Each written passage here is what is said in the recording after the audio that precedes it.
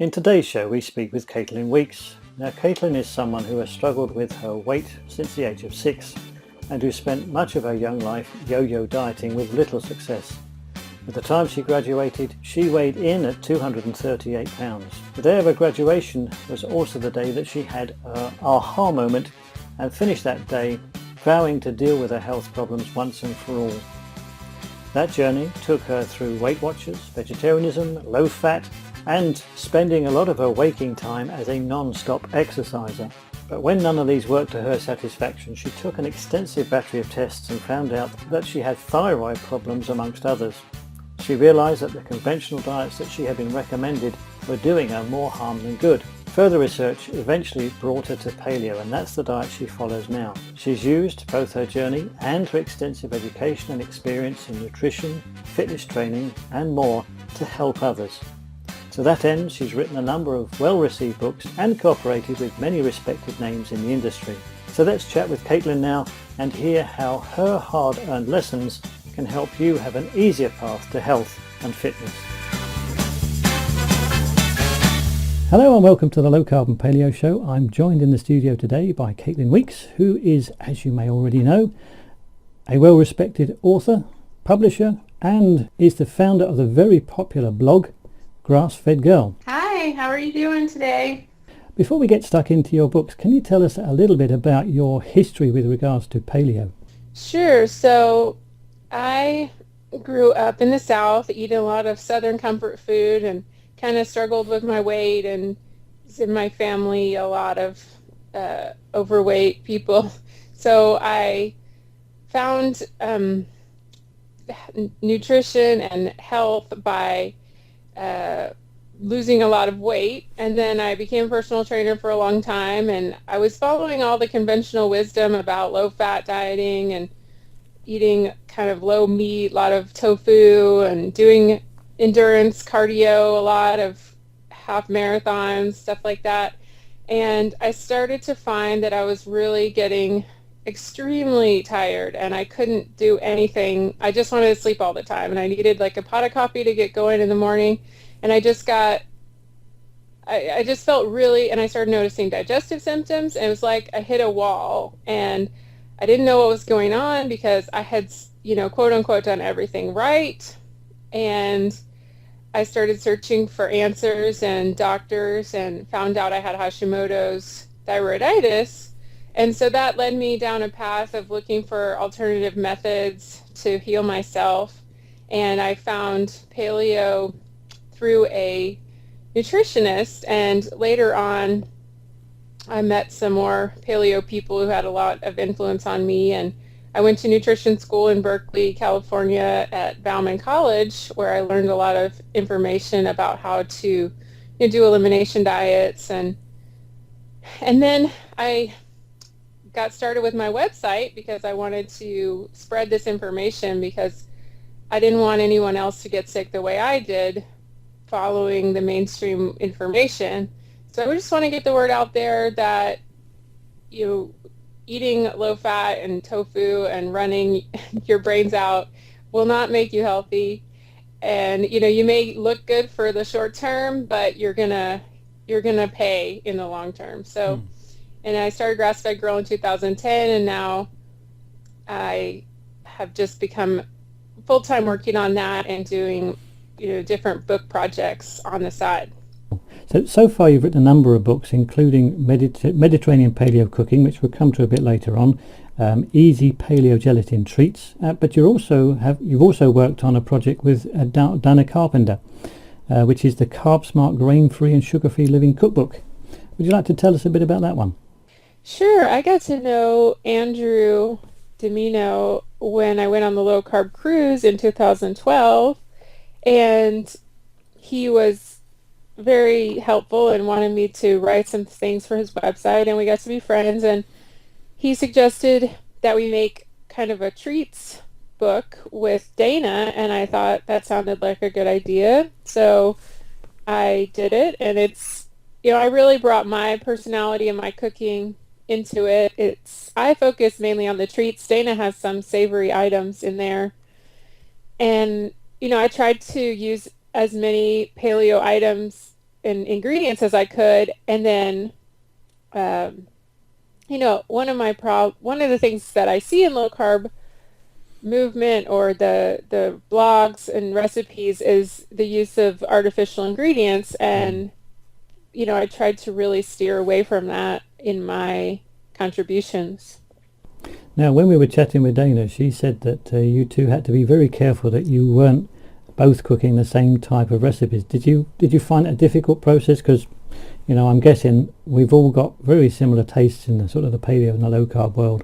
She has a lot of different ideas than me. I mean, a few things are similar, but we have kind of a different take on it. So, I think people will like the varying styles. So it wasn't too hard. I mean, and I use a lot more gelatin in my stuff. And, I think it's just, she's from different areas. So just, you come up with different ideas.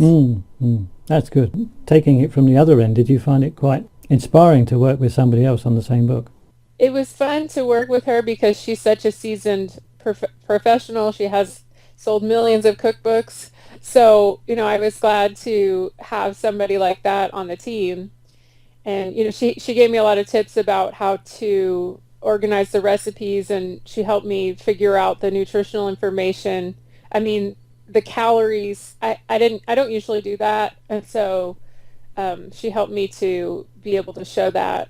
And she gave me some advice on, which sweeteners and things she was going to use. And so, we had a bit of a back and forth about, helping each other get started. So it was great. Now I'm going to play devil's advocate for a minute. I'm fairly convinced that you are against grains, but why do you believe grains are bad for us? What's your take on that exact problem? Well, it's a number of factors. I think historically, or for many thousands of years, we could have eaten grains and they may have been fine.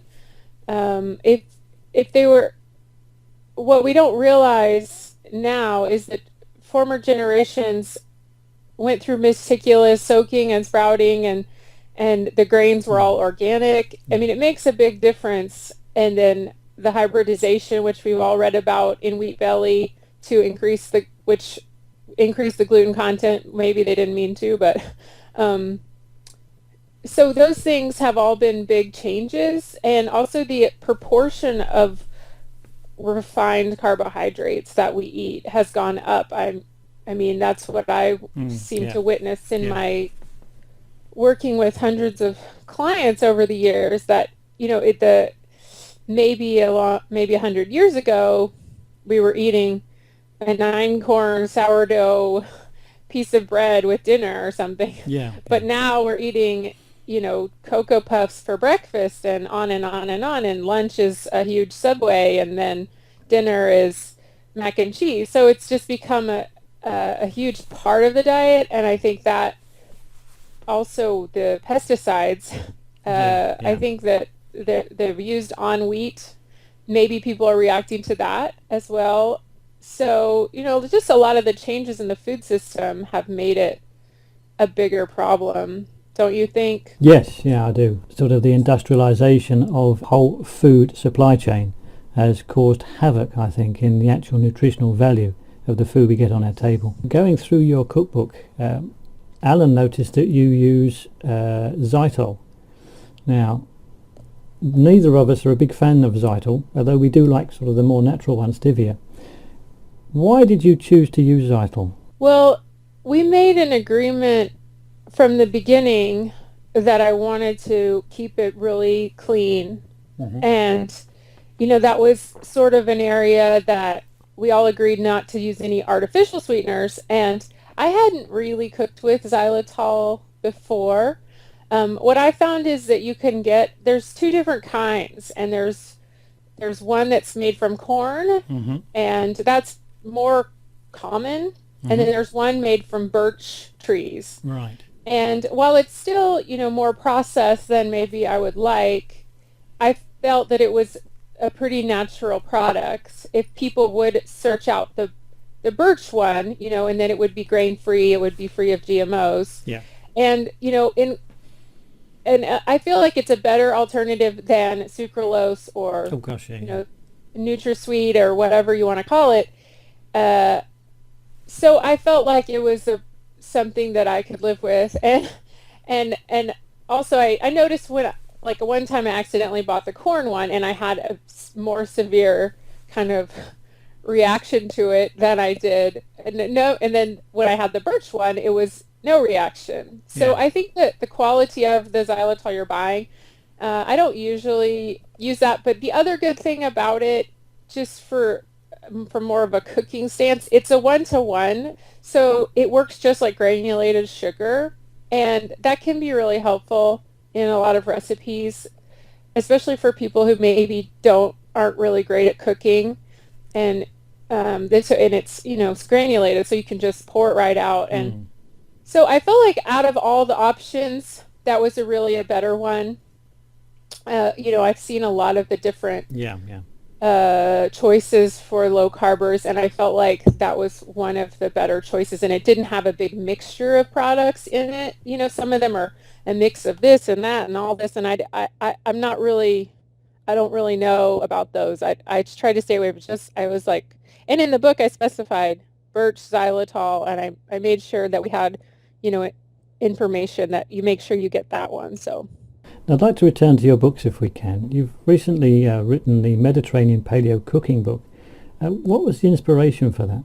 Well, when I got married to my husband, he is from North Africa and he's used to a lot of Moroccan type food. Hmm. And, I wanted to learn how to cook it to help him because he's so far from home and we live in California. And so I just wanted to learn how to make his home cooked recipes. But then when I got sick in 2010, I couldn't really cook those things because it was a lot of couscous and a lot of type pita bread and different things like that. And so I wanted to find alternatives, and he, being a chef, could really help me out. And we started kind of writing down our recipes, and we got a lot of ideas, and it was just really fun kind of project to do together. So we put it into an ebook, and then Diane saw the ebook and she thought it was just a great representation and a foundation. So she showed it to her publisher, and then he thought it was a great idea. So we made a real printed cookbook that was double the size and triple the work. So I think people really, really like it because it kind of brings new flavors to the same old kind of paleo routine that maybe people are tired of. And we also use a lot of broth based, so people can get their broth in without just drinking it from a cup, which is really boring. Oh And yes, then yeah. also we have a section for odd bits. A lot of people in paleo are getting cow shares, and maybe they have parts that they have no idea how to use. They're sitting in the bottom of their freezer. So we thought it would be great to help them out with that. And we used a lot of flavors like cinnamon and cumin and ginger and turmeric. And, a big thing that we focused on in this book is autoimmune modifications and low carb modifications. And we also used SCD gaps for people who are trying to do an IBS kind of thing. And we also have egg-free and nut-free. So we went all out with the modifications so everyone could use it. How long have you yourself been on a paleo journey? Well, I started getting really sick at the end of 2009, and then I started really finding out about paleo in 2010. I was kind of doing low carb, but then I learned more about the inflammatory foods and all that. And so I really went paleo in summer 2010. And that was when I actually met Diane Sanfilippo. And I was kind of already doing it, but I didn't know there was a name for it. And so we were friends at school, and she was actually lived around the corner from me. And so we started having tea and lunch sometimes. And started learning more and more about this idea. And I was like, that sounds like something I could get into, because I had always had really bad problems with my blood sugar. I would get hungry after an hour of eating and, almost be to the point of tears if I couldn't eat again. And it was like ruling my life, to the blood sugar problems I was having, terrible concentration. And I was just always like having a granola bar in my bag kind of thing. And that's just a terrible feeling. You can't really get anything done. So you've obviously seen a big difference in the level of health that you've had from switching to paleo. Yeah, I mean, when you have Hashimoto's, it's such an up and down kind of a thing Hmm. that you, you really, unless you have it, you don't really know what's what it's like. No, no.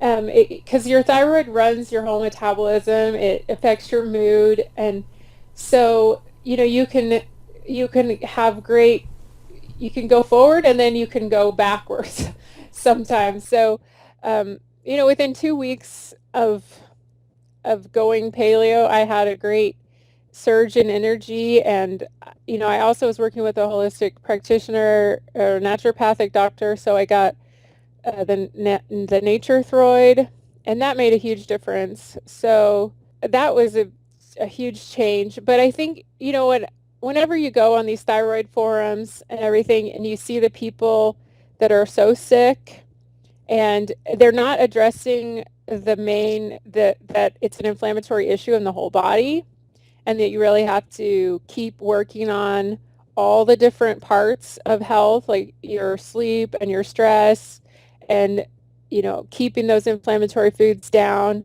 And some people, may even need to do AIP, which I did this summer for 8 weeks, and it did have a good improvement. But it's just a really long process. And when I do talk to other thyroid people that have the same issue as me, I realize how great I do feel, because I get up every day. I have a lot of energy. I like to exercise.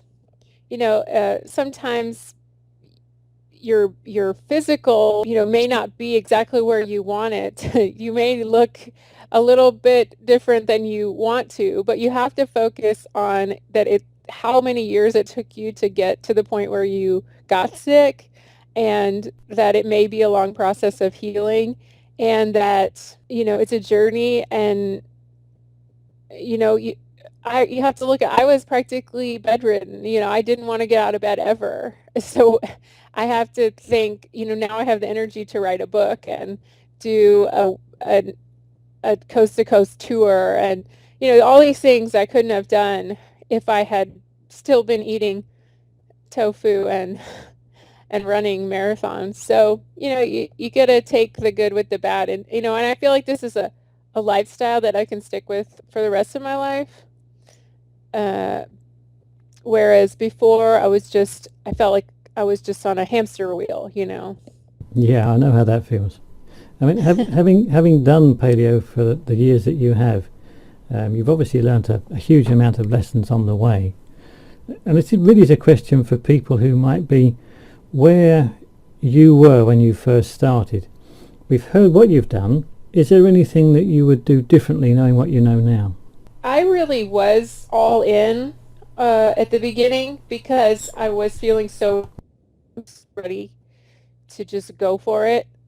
And I think I'd just say, just go all in, because if you're still having bread here and there, and just kind of, you're not going to realize all the benefits. So I'd say just go 100% the best you can for a while, and I think that will really sell you on it. If you could do a couple of months without cheating, I think you're just going to really realize how great you feel, and then that will make you want to keep going. So I'd say just get off the fence and just do it. And if your symptoms don't clear up, then I would seek out someone. Don't just keep trying to do it on your own. Like, figure out if you have parasites or adrenal fatigue, or different things that may not be just food only. That's good advice. That's good advice. Going somewhere totally different. You mentioned before we actually started the program that you were on the low carb cruise. How helpful did you find going on that from the point of view of encouragement and learning new things about the low carb and paleo way? I really liked it. I've been friends with Jimmy for a while, and so Yeah, he's a he's great a guy. fellow Southerner. Uh, so I bonded with him very easily. And so, I found the presentations very fun and they weren't overly complicated, maybe like at AHS or something like that. Hmm. And I found the group is small, so you can really get to know everyone, and it's a great way to network. And I think I found everything was entertaining, and it's just the right amount of content. You felt like you still had free time, Hmm. and we only had meetings when the ship was on the sea. So when we were in the port, you got off and did things like a normal vacation, Oh, excellent. and I found that it was great too. The only thing that the food, it is very easy to go gluten free. For example, they have a lot of helpers on the boat that will help you figure out what's gluten free. Mainly stay in the main dining room, because then they wait on you and they can help you exactly with staying gluten free. And the cafeteria is a little more dicey.